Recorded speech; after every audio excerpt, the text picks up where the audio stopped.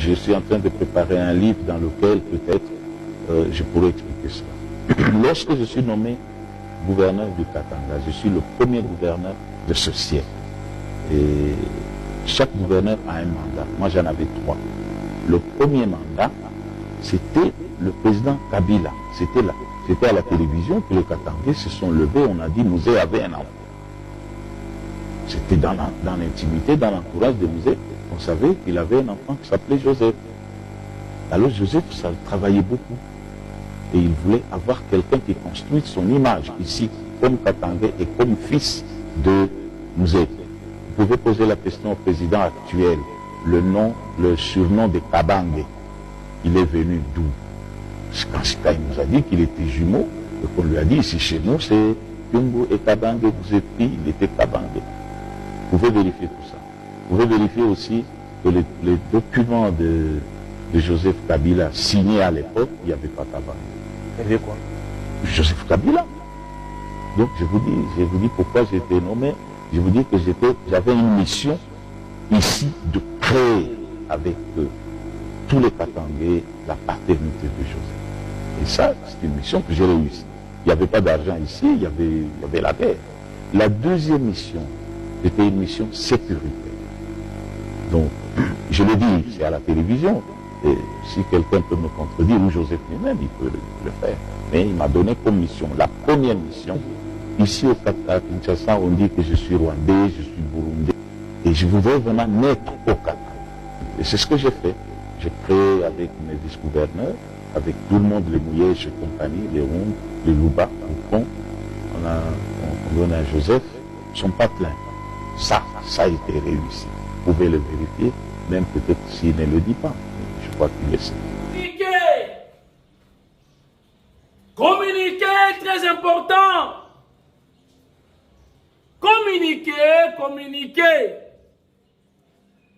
Communiquer, très important. Ba mama est-ce que vous avez la papi comme moi si na Djobour Bozali, na Point Noir Bozali, na Kasumbalesa, na Lualaba, vous avez la ngai, na Beni Likasi, bana ya Kikwit, bana ya Boma, bana ya Matadi, est-ce que Bozali awa? Bakimbangiste oye! Kimbangiste oye! Lelo Bakimbangiste nyonso Noël le 25 mai. Partout esika bozali, fête munene to partager na bino. Fête ya lelo Kimbangiste oye! Kimbangiste oye! Chers internautes, bienvenue le dimanche. Tout simplement vidéo moko ya kafu ya tongo parce que actualité est d'accord obligé biso toloba. Mais toloba ka li solo ka moko boyebi ezali message ya commandant Hippolyte Kadogo de son état to komera kopeta li solo oyo to kanisi lelo parce que hier c'était prévu Augustin Kabouya pe à ça la riposte médiatique. Intempérie, vous les bêta qui lobby, Lelo, Augustin Kabouya, Akosala Yango, na permanence, IDPS, 11e rue résidentiel. Voilà, chers internautes, bon dimanche. L'isolo ngai, ezali l'isolo ya Koloba, Maloba. Bandeko, biso toloba kapasi ezali musala na biso ya Koloba. Koloba, nous te créé les problèmes, il y a commandant Hippolyte. Parce que tant bayaki, musée, alors on a qui va grade nyonso ya basoda, nyonso bango bazalika ba commandant, yepe bazalaki commandant Hippo. Chers internautes, commandant Hippo na titre ya komaki na yango na Congo. Azalaki moto yo azala nde musée, azala nde moto ya bwanya sage. Ye moko abebisi sagesse na ye, abebisi image na ye en voulant trop gagner en perd. Bande konangai message ya commandant Hippolyte vraiment c'est sans impact. Nanya kobengi seheli susu na mboka moko quelconque azala lokola sage après sa conseil, ce qui quelque part est à Simbaté. Et puis, commandant Hippolyte, Azamuta rêve, Mutaba Ndoto, alors continuer que l'autre Ndoto dirait à Zalakaka président. C'est comme c'est là qui discours moko très attendu dans la population. Non, Botala Isika Telemi, Botala Nengo Bukiseli Isika, Bafongoli fenêtre, tout le monde le roi de la forêt, Zamba. Donc, Azako loba lokola to zela qui a loba et puis to éviter azoki parole na qualité nini parce que Sénat a longolé ba militaire nyonso armée yemo ko satraki armée abani ko rappeler biso ka la soda to yebi ko za la kana yo kadogo to yebi yango za kadogo to yebi maloba alobi na place ya ko condamner topé koloba présence ya ba Rwandais, ba atrocité, insécurité, M23, rien. Au contraire, alors chrétien ba wazalendo, que ceux qui ba droguer, ceux qui ba nani, ceux qui ba nani. Tala. Ba to bundela mboka na bango, ba to protéger mboka na bango, autodéfense populaire. Hier zo benga bango ba droguer. Donc c'est-à-dire, on soutenir Rwanda. Et na kati ya message na ye bomoni ke ba ko transmettre yango na ba chaîne ya Rwanda eza koleka en direct. Voilà présence na ye yango wana. A BBC qui est maloba na lobi awa muto ayebisaka ye koloba kate ayeba qui est très bien. Aza mutu fa pesa ye cadeau. O ayebisaka ye yo commandant ipo koloba kate. C'est-à-dire ayoka qui est déjà lenga lobaka abi oyo. Abano tout ba bordir. Na place ayoka ye ye abino to briser hein a brisé ni silence hein abana koloba déjà ye azoloba parti azoloba moi si ne azoloba nini yo mon mari travaille en silence, c'est déjà un message. Parti lobino tolongwe na nkuku tolongwe na clandestinité sikoto bimi na balabala ye moko pe lobino voilà sikoto pe na goma ya liboso na kende ki na ngate mais sikoto pe na kende goma penza. Oh alors, Topesi Fachi Beton raison. Yene moto aloba ki moto ya Yambo que le responsable ya M23 AFC c'est lui-même le patron commandant Iponde Mokonzi responsable. Ya Maye Masakoleka na est. Comment expliquer chers internautes? Yo moto régné na yo awa 18 ans calmement au lieu au meli ba contrat chinois ba entreprise privée ba ferme ba zo ba nini bilanga oza na nyonso et simbati et puis yoka yende nga zo lobela c'est comme si yende Léopold II donc yende mutazo pona bon tu sais que dizala wana. Après, tu sais que dit naïbi na kocha exemple na appelle ça. Vital Kamerhe zalawana. Après Vital Kamerhe bon Augustin Kabouya. Donc il est pena donc aza comme monde na yende Léopold II République démocratique du Congo donc ezali pena mabele na ye mboka na ye propriété privée na ye donc yende sikoyo China rambo yende mutaka nommé bataka kabola ba poste di yo zalawana so yo si di armée na bilo simba tenga yi mutona zalaki e boina boye armée.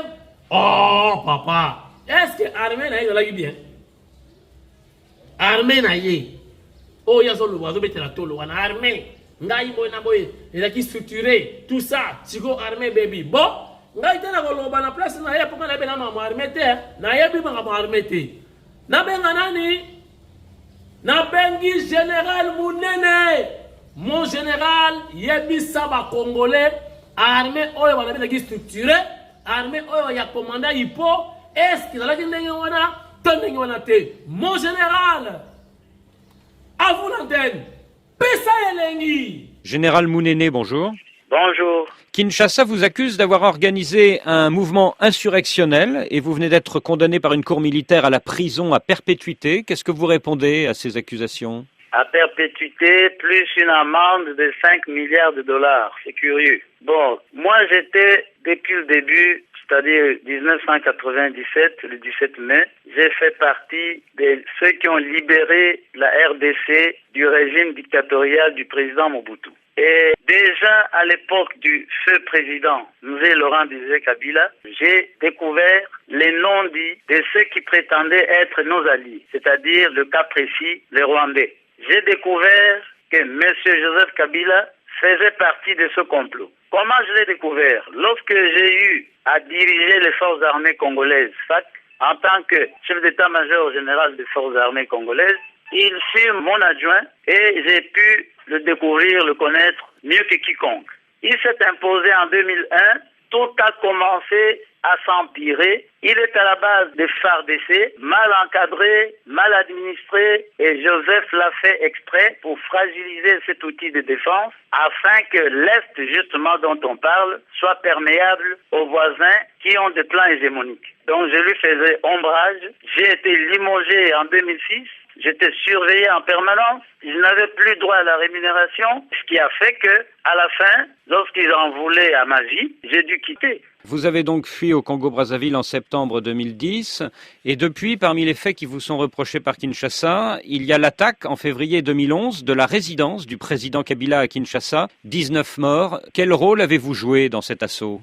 Évidemment, comme résistant, nos éléments qui sont dans les services de sécurité et les forces armées se sont révoltés et ont pris l'initiative d'en finir avec Joseph Kabila parce que c'est lui qui est l'auteur de nos malheurs. Et les jeunes gens se sont organisés pour cette attaque-là bien précisément. Donc c'est vous qui avez commandité cet assaut? J'étais bien au courant de l'initiative des jeunes gens, n'est-ce pas? Moi, je n'étais pas en mesure d'organiser puisque j'étais déjà chez nos amis, protégé par nos amis. Mais les jeunes gens ont réagi positivement. Donc vous reconnaissez que l'armée de résistance populaire est un mouvement insurrectionnel? Il n'est pas un mouvement insurrectionnel, c'est un mouvement de résistance qui revendique les droits d'un peuple martyrisé, d'un peuple humilié. Un régime d'imposture est inacceptable aujourd'hui. Le mois dernier, avec l'UDPS d'Étienne Tshisekedi et l'Apareco d'Honoré Gbanda, vous avez lancé un appel commun pour le boycott du prochain sommet de la francophonie à Kinshasa. Mais Étienne Tshisekedi est hostile à la lutte armée. Est-ce que ce n'est pas une différence fondamentale entre lui et vous? Lorsque l'on parle de se lever contre un régime de prédation, c'est tous les patriotes qui se mettent ensemble. C'est-à-dire, M. Tshisekedi a trouvé peut-être la forme la plus modérée, aller aux élections, mais après le hold-up de novembre dernier, 2011. Vous parlez des élections. Exactement. Avec les fraudes, avec tout ce qu'il y a eu, le rejet de ces résultats par la communauté nationale et la communauté internationale, nous l'avons convaincu qu'avec Kabila, il n'y aura pas des élections justes, transparentes, comme l'on prétend, parce que tout est boutiqué à l'avance. Nous étions au courant de la mascarade électorale pour pouvoir cautionner sa victoire frauduleuse.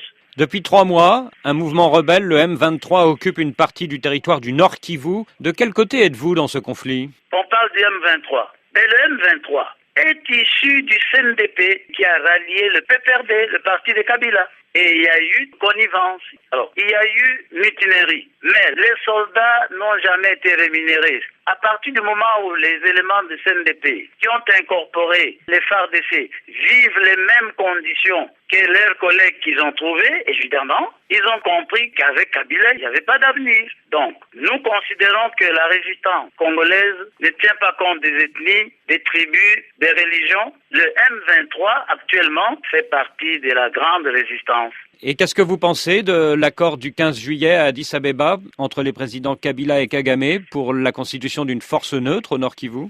Cette force neutre est un complot. C'est encore importer une autre guerre.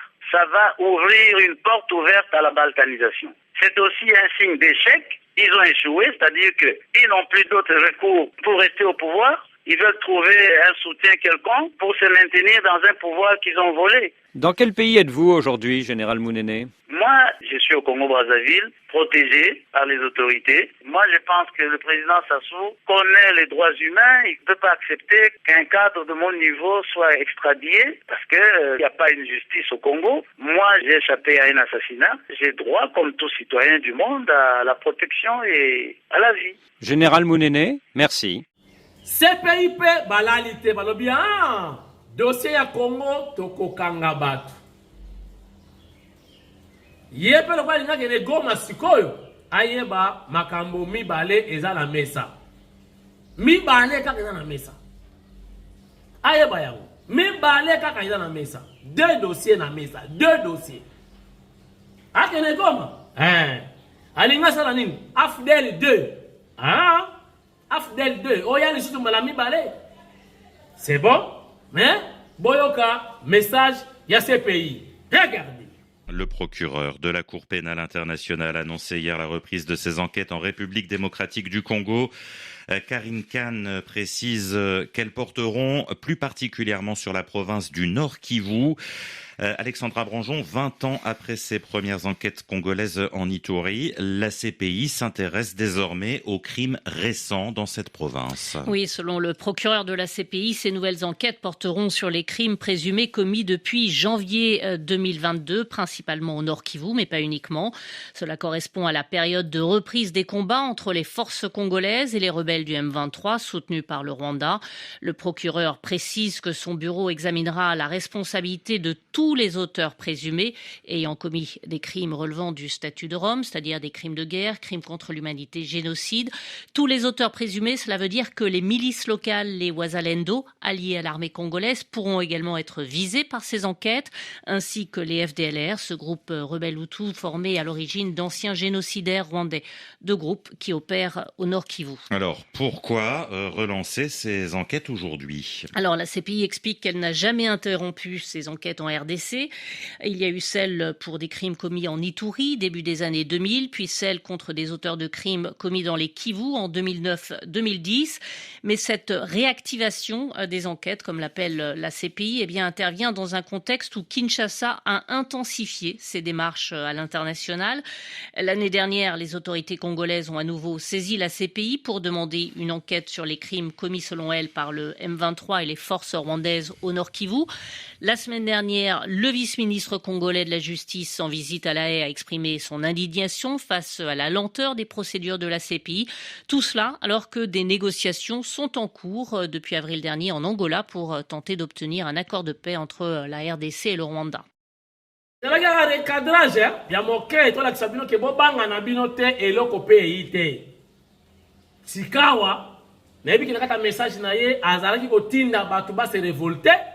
Y compris des militaires.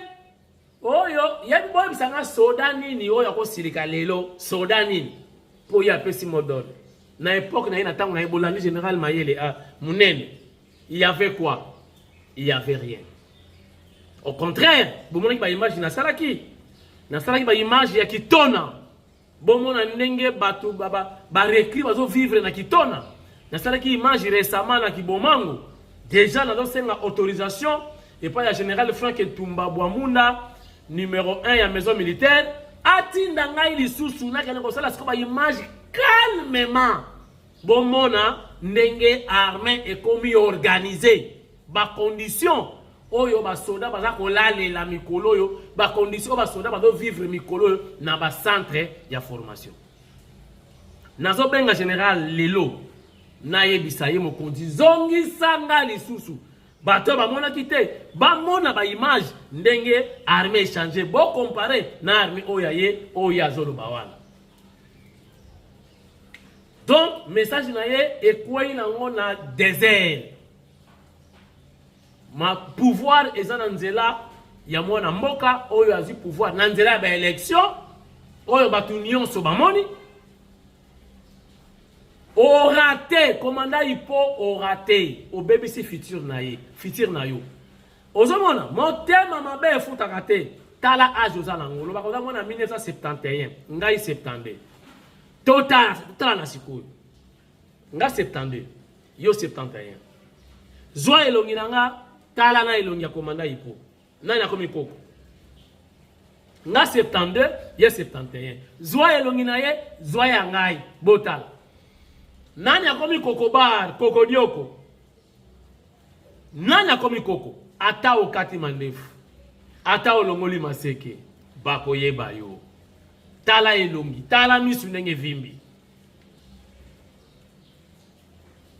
Bon, c'est ça.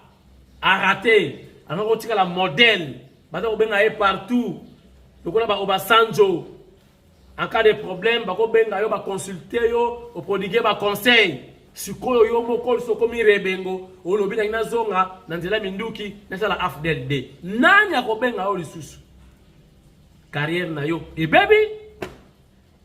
Alors soki olingo vivre conseil na kopesa yo eza moko commandant Hippo kende na étranger ndenge ozovanda récolter sangisa bangombe na yo nyonso sala bilanga zwa ba tracteur otekaka na yo chou otekaka na yo ndembi na bitekuteku na ba entreprise oza nango okovivre na yo na makambo ya Congo sokola maboko na yebisi yo commandant Hippo makambo ya Congo sokola maboko soko lingo vivre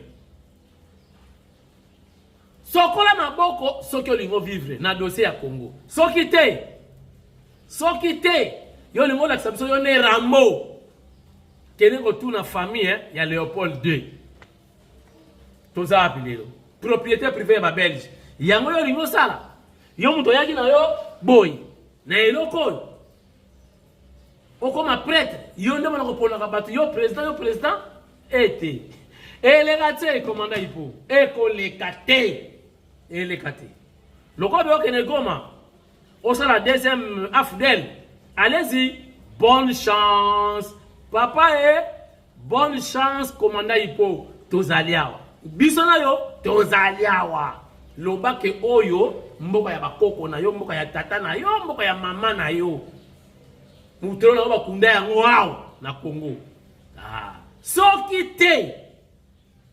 te toza bokanga ba date lelo le 25 mai bokanga date lelo Noël ya bakimbangiste bokanga date bokotunanga bokolobaka mwasi ozalaki ndoki to ozalaka ndoki ou ozalaka prophète na lobi déjà commandant Hippo a raté c'est fini akomi pena mbeya donc mbeya a raté esili donc muto ayebisaka ekolobaka te muto wana azalaki mayele ayebaki donc je crois c'est le seul conseiller oyo ayebaki mosala ye wana oyo alobaki nanga yo kolobaka te tanga alobi na nga loba esili mwasi alobi ye alobi shadan alobi makambo nyonso ebimi na poasa tikita tata masolo esili lelo deuxième vidéo ezali parce que Augustin Kabuya mwana bute nzeta mbila bazokata ezokola va s'exprimer akoloba lelo loka mvula ebeti ngona avant midi awa elanga pe lingi kotika biso te et comment mvula lingi kotika biso te lokola commandant Hippo alingi kotika Congo te elanga si ekoti mais mvula zobeta kaka il y a changement climatique donc Augustin Kabuya certainement lelo akoloba na permanence il y a IDPS beaucoup na image je crois que ça l'appelle direct beau vivre mon live. Merci, botikala bien, bon dimanche, Nampinda Christine, maman ya MDDC, maman présidente. Merci dans Kapinga Régine, bon dimanche, Kapinga Régine, Ratakate. Bino nyonso, bolingaka ngai pe na lingaka bino, eza réciprocité. Merci, bon dimanche, bino nyonso, partout bozali. Lobby, to bandi semaine ya sika. Bozala bien. Nzambe apambola bino. Apambola Congo. Pour la prospérité, développement, changement total. Donc changement positif, total. Il y a République démocratique du Congo. Poye, akora République démocratique. République démocratique du Congo. Yé wana appelle ça de pouvoir. Sia! Et monsieur Sili, bye bye!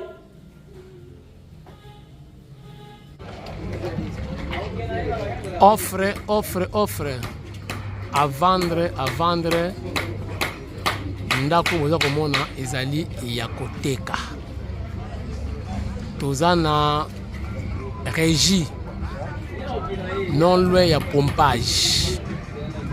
Na terrain ya régie bazoteka ndako oyo place ya bien 0 mètre na chaussée donc à 0 mètre na route nzolana oyo chaussée fachi beto asaleli bana ya Congo eketi ipen donc à 0 mètre na terrain ya régie na route nzolana ndako nyonso bozomona ya molai oyo bazoteka yango moins cher. Napesa bino prix, profiter eza cadeau ka mwasi apesi bino. Bo profiter na bino. Bota la quartier, balabala munene, courant ezali na ba pigeon pe bango na bazawa.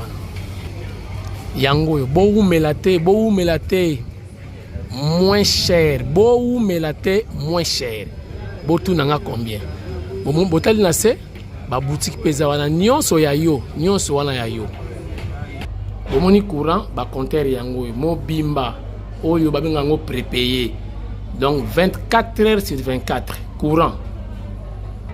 To koti na kati bo comprendre batu bazate hein, batu bazate. Donc garage déjà ko ke nous tcheta 2 voitures na yo kuna na moi veranda déjà ezalaka yango wana.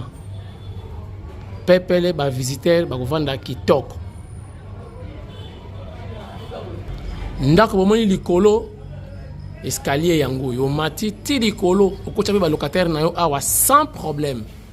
Pepele yango yo oyo eza cadeau bo umela te bo benga mbangu bo umela te. Voilà donc ba visiteur ba koya ba s'installer na bango awa yo bongisi ozoka ba éponge pepele pona kosukula basani libanda yango yo pepele pour comprendre que bat bazalaka wate. Voilà oda ba installation sanitaire ya libanda pona ba visiteur bomoni espace ezali aération kitoko sécurité ba fil barbelé ezali. Voilà salon pe yango yo osombi lopango na yo yo moko modifier otina ba style na yo modèle yo olingeli. Donc il y a 3 chambres, cuisine, na dépôt. Bozomo na bino moko, bo comprendre, na yebisa ki bino ki batu bazalaka wate, c'est normal. Voilà, voilà chambre des parents, salle de bain, oyo chambre, yo moko soko lingo bongiso sala ndenge olingi, eza epa na yo. Profitez, pêche Rodrigo, profitez, bon sala rapide, au raté. Oyo sous chambre, oyo chambre des parents, na salle de bain à bango. Profitez. Voilà, oyo likolo siko na matina balcon, bota lopango pepele, chaussée ya wana pembeni awa. Avenue Nzolana, route oyo mokonza mboka sali. Donc pembeni yoke ipen, pembeni yoke pompage, pembeni Congo central, pembeni Badiadingi. Botu na ngai combien? 200 000 $ américains. 200 000. Profitez mbangu. Donc imaginez au sombi yango lelo déjà après 3 jours aux locataires na likolo, des locataires nanda comme nous locataire. Donc les locataires déjà mbongo manozonga. Na sepe oche ba locataire na yo mbongo ebandi kozonga courant 24 heures sur 24. Profitez presque digo. Benganga mbangu 200 000. On discuter muke kaka. Chance yango yo mobimba yango 200 000 $. Ko umela te. Lopango yango yo profitez zanga nyonso kozanga mabele te zanga nyonso kozanga lopango te. 200 000 $ américains. 200 000 benganga mbango ya nyongo te cash 200 000 lopango yango yo 200 000 zanga nyonso kozanga lopango te. Soki okufi otekeli bana eloko te yeba ko sali rien na mokili oyo bana bako souffrir. Zanga nyonso ekozanga lupango te kozanga ndako te oyo azoteka ndeko na bino pe mwana poto lupango yango mikanda tu ezali makambo oyo toki kosamba o ezate makambo tu clair pepele tembesili bomoni chaussée yango oyo botala ndako yango wana. Voilà donc à 0 mètre na chaussée obimi kaka libanda wa ozi taxi na yo to bimi na mutuka na yo direct. Ok, terrain yango. Voilà.